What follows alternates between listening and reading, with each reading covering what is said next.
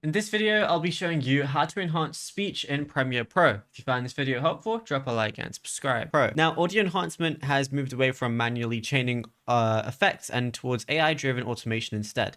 So the core of this is the Enhance Speech tool, which now runs locally on your machine.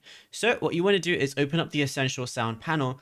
And if you can't see that, what you're going to do is go to Window right here, and then you're going to see Essential Sound as one of the options. And now it's going to be somewhere on your screen or one of your screens, and mine is right here. So what you want to do is go ahead and click on your music once you have the Essential Sound thing open, and then just go ahead and click on dialogue, which is going to be the first option. So go ahead and click on that.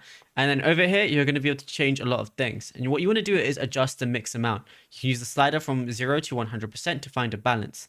And 100% can sometimes sound a bit too clean and robotic.